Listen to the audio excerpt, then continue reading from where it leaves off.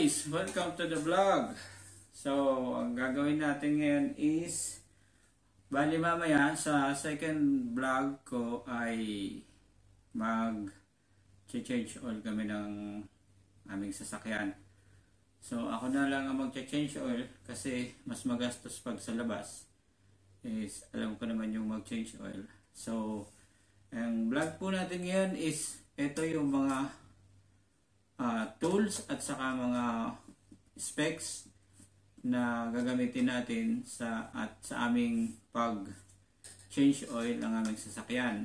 So para makatipid kami sa gastos sa aming maintenance sa aming sasakyan, so ako na lang ang mag change oil. So syempre ang change oil is ang main specs niya is itong kanyang engine oil. So, ang recommend ng dealer sa amin is itong Helix Shell 5W30 GCC specs. And then, syempre, yung ating flushing engine oil. Flushing oil.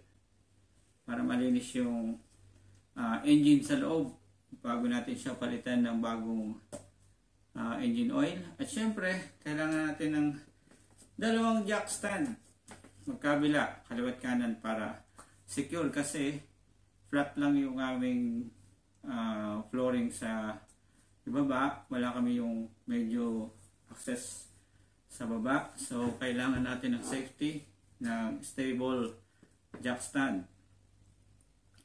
At para mataas naman natin yung ating sasakyan, kailangan natin ng jack, hydraulic jack. At syempre, baka kailanganin natin ng reinforced scissor jack. Nakaabang lang siya.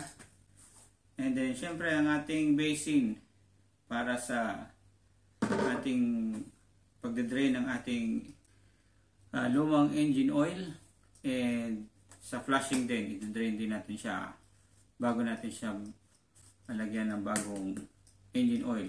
At syempre ang ating knee pads, dalawa, para sa protection ng ating mga tuhod kasi agapang tayo sa baba at susuot tayo sa ilalim. Well, get that one, the mat, please.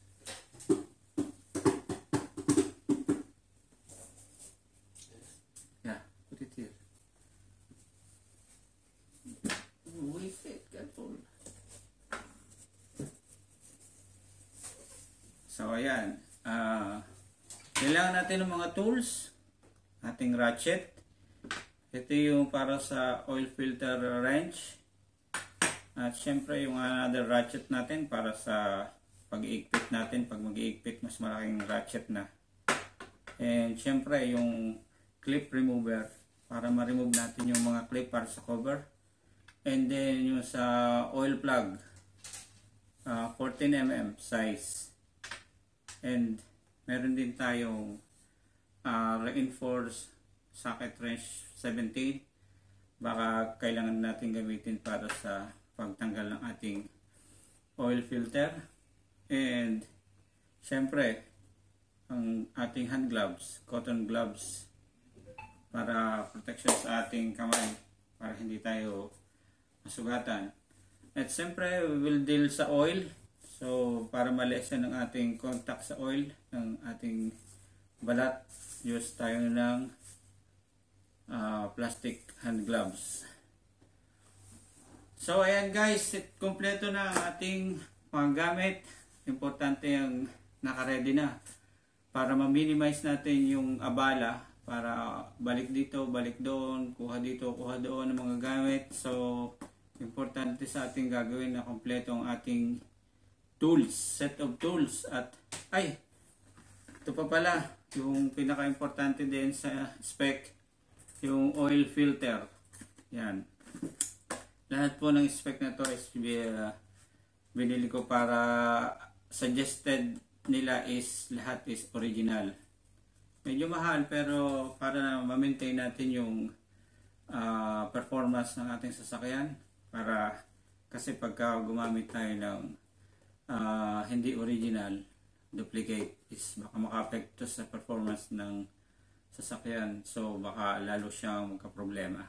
So and guys, kumpleto na lahat ng ating mga tools and spec. So ready na tayong mag-change oil ng ating sasakyan for the 190 kilometer 190,000 kilometer maintenance schedule.